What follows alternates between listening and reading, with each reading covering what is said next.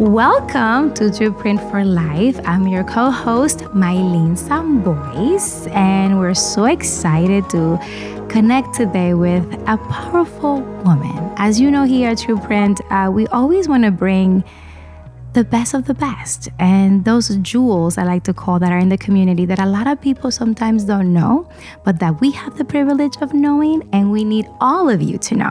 So today I'm so excited to bring you someone that is dear to us, really, to Christina and I, someone that we have been honored to know on a personal level, and that today you get to meet on a personal level. So Erica Banks is our wonderful guest today, and she is a mother, a mentor, an advocate, a health and wellness enthusiast. She is a powerful yet humble leader and a servant leader as well. So Erica, welcome to Blueprint for Life podcast. Thank you so much for having me. I'm very honored to be here. And thank you for that great introduction. Several years ago, well, first, just to give you a little bit of background about me, I don't come from a family of wealth and money and title, hardworking family, hardworking family. Mother and father raised us to be independent. So growing up wasn't always easy. I got bullied a lot.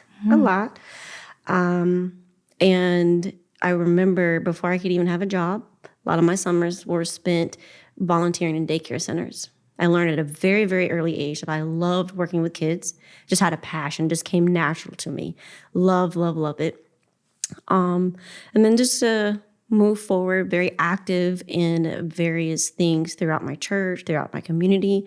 I had the opportunity of, when I was in school, probably about middle school, high school, the Columbus Youth Chamber of Commerce, I had an opportunity to actually attend some of their meetings and then actually get to see our city from the other side, the business side. So the wheels got to churning. I thought, maybe this is the field and I want to venture down this. I want to be a businesswoman. But that just wasn't in my passion, just was not in the plans.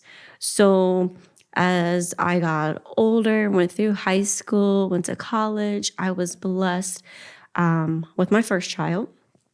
And shortly, actually a week and a half before my junior year in college was to start, my baby passed away. And it devastated me because that was eye-opening. I just knew,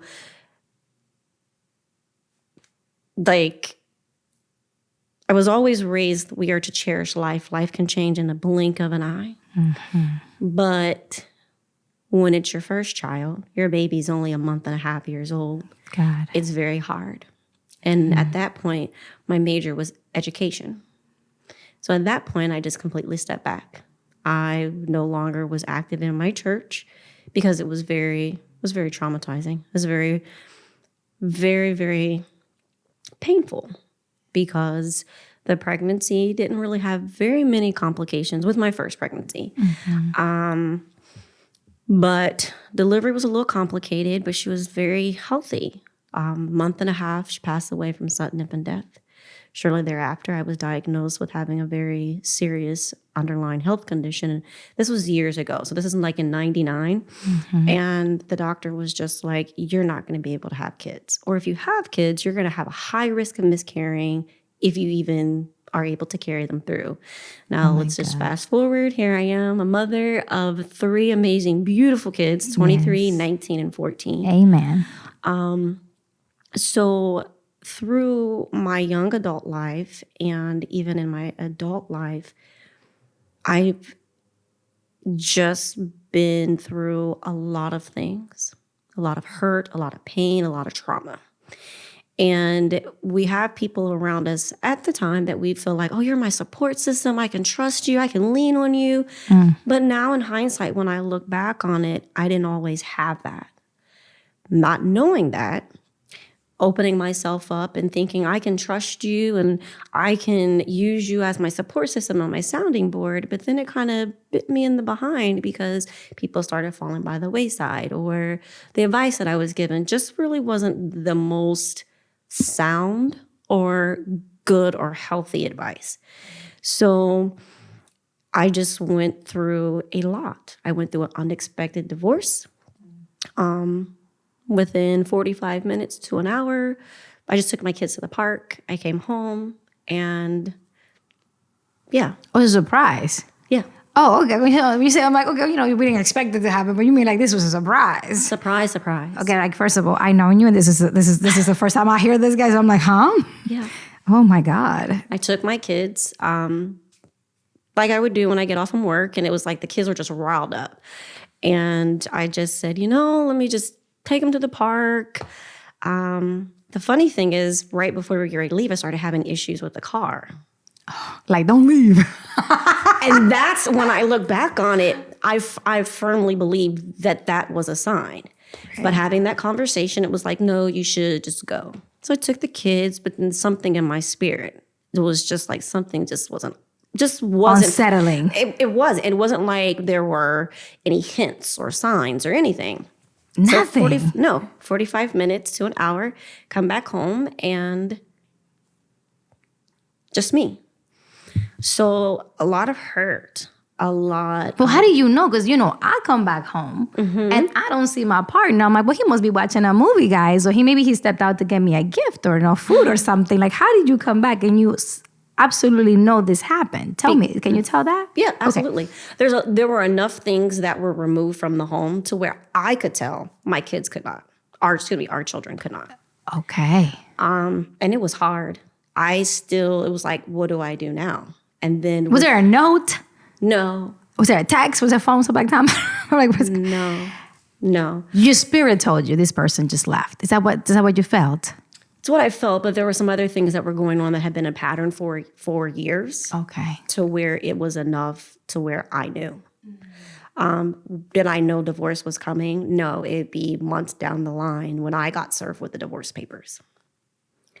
So trying to work, maintain the job, be there for the kids, I can distinctively remember, and even to this day, I just know it's just something different about me. It was, the first thing I thought about was my kids. I don't want my kids to be statistics. I want them to be healthy. Whatever I need to do, God, you lead me. And I hope I'm not being... No, you're good. Be you. Okay. Mm-hmm. So that was the biggest prayer. And then the second thing was, God, I don't want to be angry. I don't want to be bitter. I don't want to use my kids as pawns. Let me learn, grow, and heal and move forward. Yeah. I don't want to move until you tell me to move. I had amazing people around me, mad real. I mean, they're like, girl, this is what you need to do. This is what you need to do. And it was scary. Little it was angels. Scary. And I was like, that just isn't me, So there were many years where I kind of like went through autopilot, going through the motions, showing up for the kids, but not necessarily always showing up for me, if that makes sense. Yeah, you were surviving. Pretty much. And it got to the point, my mom, my sister, being very, very supportive, a really good friend of mine, just being there. But I remember my mom, so many years, when you've had enough, you'll know. Because I would go to her and I would get so frustrated. I'm doing this, I'm doing that, I'm doing what they're telling me to do, and this isn't playing out. Like I'm frustrated. I felt helpless. I felt unseen, unheard. I felt like I had so many different obstacles against me. This is when you were married or after? This is going through the divorce, and then after, trying to hold on to life, move forward, and build, if that makes sense. Yes, a whole lot. And then I just felt like almost like a tango. I would take 2 steps back, or 2 steps forward, 10 steps back. And it was just like almost like this tug and pull. And then I just got to the point where I just literally came close to having a nervous breakdown because it was so much coming at me. It was so much me trying to advocate and cry out for help. And you would be amazed. We have a wonderful city full of resources, but then when certain situations and certain times when you reach out, if you don't get what I refer to as an angel on the other end, in other words, someone who's legitimately passionate and sincere about what they do, I got a lot of pushback. I got questions like, well, are you, coming to me because you're looking for money? No, I'm not. I'm not materialistic or money hungry. I'm a mother. I've got maternal rights, but I'm also a human being. There are things that I want to pursue. And I never will forget, I sat down on my couch and I was crying. And I said, God, I'm not moving. I'm not moving until you guide me. Forgive me because I gave my life to you at 9 years old and I told you I trust and believe you. But there have been some times I didn't stay in that passenger seat. You didn't move fast enough. I've endured so much hurt and pain. I've had people do me so wrong and they've not been held accountable. Here I am struggling and suffering. I've had my belongings thrown in a dumpster. I've had people play games on my phone. So help me. I feel embarrassed. I just felt broken, and I said, I'm not moving. Use who, what, whenever you need to, but I need you to talk to me. I'm no longer going to do what I think it is that you want me to do. Because my way didn't work, right? We were sure enough, it didn't. And my long-time goal was wanted to be a personal trainer. Why did I want to be a personal trainer? Because in the midst of going through this, I met an amazing woman that was a female trainer by the name of Tyann. And like most females, I didn't want to get bulk. I didn't want to be bulky. I had babies. I just wanted to look cute in my bathing suit. I wanted to still, You didn't want to look like a man. You didn't even look masculine, no, right? You didn't want those muscles. Not at all. But so I would do the cardio. But for me, I loved boxing. I loved being able to, even if I had to have the inhaler, go for a jog and just go until my body couldn't go anymore. Mentally and physically, it helped. And she said, I want to kind of like share some stuff with you as far as it pertained to weights. And I said, weights? I don't want to be. A lot of women have the same thought. I was like, you are not about to put me no bulky stuff. No, I don't. But it opened up a whole new world because it was me against me. I've never been the type of female to where I compared myself. Even as a little girl, I did not, I don't know. It was just me. I was comfortable in my own skin. Amen. I was, even as in middle school and high school, I wasn't the girl that guys flocked to. I wasn't more developed, shall we say, like the other girls, So I just remember in the weight training, it was like a whole new world opened up. And then I started feeling a little bit more stronger, the mental clarity. And then it helped me because a lot of what I had gone through, I internalized. I was beating myself up. But I did not realize that there was years of where I had experienced that, of where by no means am I the type of woman or person I've not been like, oh, no, not me. Oh, I'm perfect. I've got it all together. I don't make mistakes. Heck no. No. I just don't like drama and conflict. Amen. I'm very mindful of what I address, when, and how. Are there sometimes bad timing and it's human and explosion? Absolutely. So the gym was a huge outlet.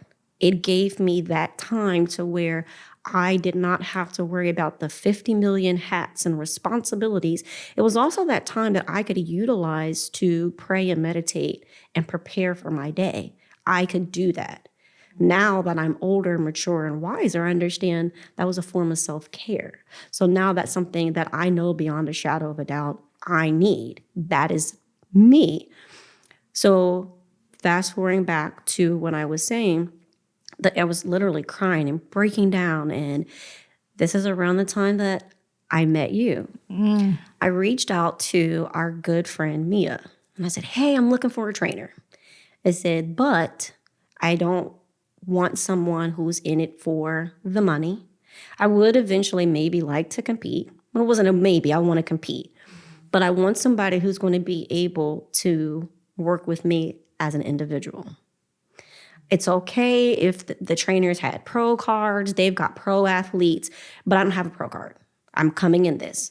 I'm also a single mom. I don't have alimony, child support. I'm not rich. I don't have it like that. I'm abundance in other ways. Right.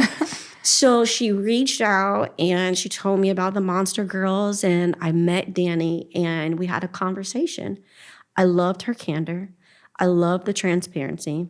I loved the fact that the gym and where we trained, it was a real gym. Right. Like, I don't need the frills. That's just me. I don't need to worry about my massage and my mani-pedi in the same place. She didn't want a spa, guys. She didn't want a spa. No. But we had a great conversation. So, and she was all aboard and all for the 5 a.m. workouts, the 5:15 and 5:30, and we still train. We still get up I know, that I gotta early. go back one day, guys. But I came in, and all the ladies, you guys had an amazing bond, and you welcomed me. It wasn't to what I've experienced, even as a little girl going into different organizations as a female, and everybody else seems to have like the sisterhood, the friendship. Everybody knows everybody, and I'm coming in. I've been in some situations where it's almost like you have to prove yourself. You have to earn that acceptance. You ladies welcomed me in. You were so excited. And we just met because I hadn't started way before you either. I was there like maybe like 2 weeks or something before you. I thought you had been there a while. Lord, no. But how God works is awesome and amazing. So before I move forward with that, in my meditating and prayer, I said, God, send me angels in my journey and my path. You know what I've gone through. Because if I come to you, because somebody referred me and says, hey, go talk to so-and-so, they'll be able, do X, Y, Z. I'm going to do X, Y, Z. But I had people that even question, even my own family. They're like, Erica, did you really do like what you said you did? Because if you did, the desired, like not the desire, but the outcome, this is what should have transpired. And I'm like, I definitely did. And it wasn't. I got, sadly to say, taken advantage of, misinformation, misguided. But I'm grateful because I said, moving forward, there's a lot of things that now post-divorce, I want to move forward. And I just kind of felt like restricted, like there were shackles and chains, and I just felt very heavy. Like, okay, I'm divorced, but it's not like a scarlet letter. Right. I felt, for lack of better choice of words, just being in situations and settings and around individuals, and it wasn't imposter syndrome. I would be around individuals, and it wasn't the most healthy situations. It would be almost as if I was looked down upon. People would look down their nose at me. I didn't have the status. I didn't have the title. And I don't come from a family like that, and I'm not raised like that, and that's not me. So I'm just like, well, at the end of the day, if you strip away the titles, we're all people. We're all humans. We've all been through some things. We all have had our own tests and trials. Some of us may have been able to keep it under wraps. Some of us may not have wanted to. And I'll get to that in just a moment. But I was just tired. And I said, God, I just know there's so much more. There's so much greater that you have for me. It's not me being cocky or arrogant. We are not here for ourselves. And I started reflecting, and I'm like, there's more. I could just feel it. But in order for me to move forward, there were some things that I had to face head on. And I knew facing those things head on, it would include doing the work, but trauma. And the fear that I had was, well, I already went through that. I don't want to open up old wounds, but I want to be healed. I want to be whole. I do not want to dump my baggage, my hurt and pain off on someone else. So as I'm moving forward, God, put angels in my path. Use who, what, whenever. But I'm now really and truly ready for you to have full, complete, total control. And I even said, forgive me. Forgive me. There are some times where I know it says in the Bible, vengeance is mine. And I'm like, well, God, one of your favorite, you see this, God. You see this, you hear this. And I've started praying like that, like a little kid. I'm going to go tell my dad. So then I'm praying like, God, I know you see this. I know you hear this. Yeah. I'm not provoking this. I'm not. So I just moved forward, and I was very purposeful about the things that I was doing. So then I met this persistent, strong Dominican woman. Hey. Hello. That your personality, I would come in and I didn't even have to say anything to you. I'm going to try not to cry. There were some things that I had gone through prior to coming into training that I can assure you the average person would not even get up out of the bed. I didn't have to tell you a word. It was almost like something in your spirit because you would share an encouraging word. And then you would just check on me. And then it was, Femergy. And I was like, ooh, I don't know. Guys, she was so resistant. I just want to put it out there, okay? Because when you presented it, I don't do things haphazardly. And I also know in whatever I do, I give my all, and it would require some form of a commitment. Commitment kind of scared me a little bit because of other things that I had gone through in the past, where I gave my all, I committed, not just the marriage, but in other situations and settings. And it was almost like I gave my all and I committed, and then it was just like, well, we're just going to discard you. So that, and then when you were talking about EWI, and then when you talked about the cost, remember, I'm not rich. My kids, my favorite saying to my kids, mommy's balling on a budget. I like my coupons, my specials. Yes, we're abundant on these coupons, probably, okay? Tony. But I just prayed and I said, if it's your will, it'll come to pass. And sure enough, it was the opportunity for a scholarship. And which she still didn't take at the end, guys, but it's fine. Okay, so like, if money's the problem, I got you. I cover it. Let's go. Okay. So I even was hesitant because of the things that I had gone through. There's a part of me, when you offered that, I didn't feel worthy. I know. And I've endured a lot of gaslighting, psychological and verbal abuse. So it got to the point when I looked in the mirror, I no longer saw what the Word of God says about Erica or how Erica sees her. All of the things that were said about me, even on a public setting, that's how I started seeing me.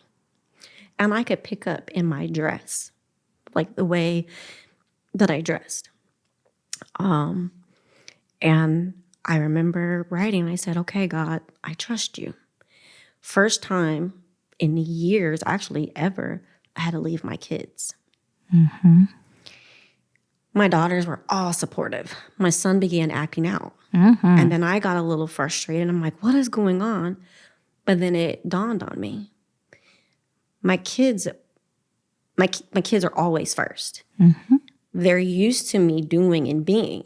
But for me to step aside and do something for me. But in that moment of transparency, I explained to them, in order for me to be a better, stronger woman and mother, this is necessary for me. And I'm grateful because that weekend, it was hard. I was getting frustrated. My phone signal wasn't working. I was like, I can't check on my kids. My kids were okay. But I understand where that comes from. When I lost my first child, I was at work because I work nights, and she was with someone else. So The fear. trusting and it's like, oh my God, is something going to happen? Yeah. But I understand. Now I understand I do have complex PTSD. So from that moment forward, it was just like a whole new world. When I came back from the retreat, I even called my sister, and my sister could even hear a difference in my voice. I physically felt lighter for the first time in years. The heaviness, the shackles that I felt, the shame, the hurt, the feeling like I'm never going to ever be anything.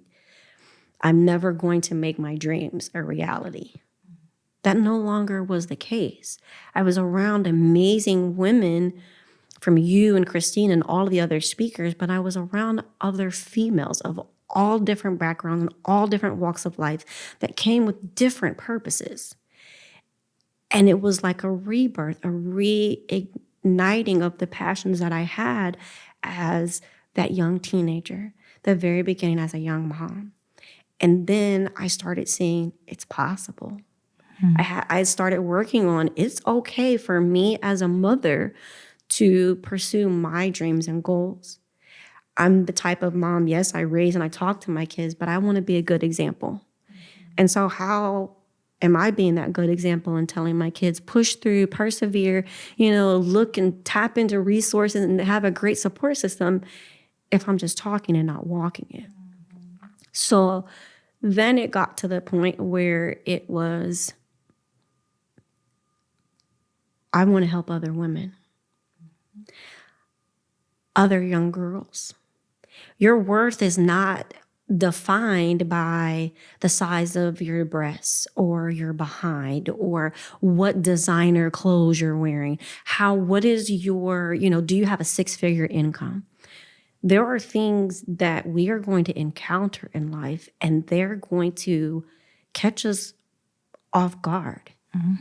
And to have somebody there, that's where the advocacy comes in. When I went through a lot of things, if I could just have somebody sit there with me, it probably just would have made me feel a little bit more comfortable rather than having to go through a divorce and I'm sitting there by myself. Not for you to speak for me. Not saying that I didn't have an amazing, small, but support system. So I want other women to know you have a voice and it is okay to use it. It is okay to say no. It is okay if somebody is asking you to do something that you are not comfortable with. It's okay. That is what life is about. We are not going to always hear yes. Right. We should not have to compromise our self-worth to make someone else feel comfortable or to make someone else feel valued. If that is what you have to do, then you need to step back and reevaluate that. And run. That too. I was like, run. But be okay. But you know what I mean? Be okay with running. that. Be okay with running. Running, right. And no for your explanation. life. And it's okay to say no and not explain. Yeah. This No is a complete sentence. That's what I tell people. I'm like, no, it's a complete sentence, actually.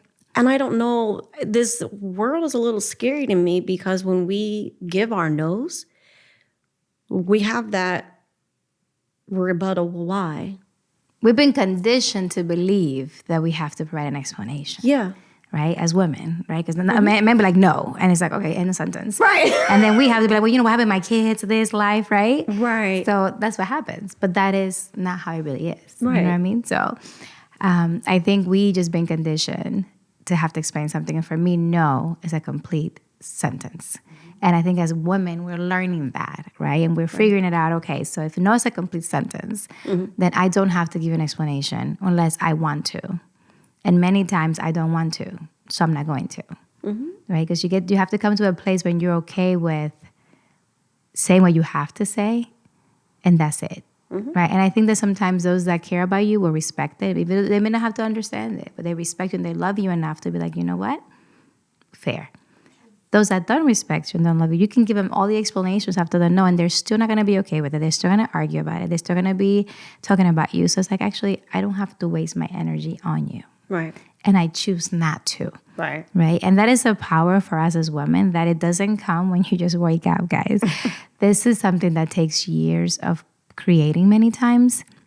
And it doesn't usually come because you have had a beautiful life. It actually comes because you have had a really difficult life. And you had to like rebirth, right? Like the phoenix, I call it, like you become ashes and then you just kind of have to come out, right? And who comes out, right, is stronger and better. But there's a lot of pain in that process of becoming ashes, right? Like it's like you died. Yes. It's like a version of you, right? A part of you dies, and it has to die in order for the bigger version of you, the stronger version of you, the best version of you to come out.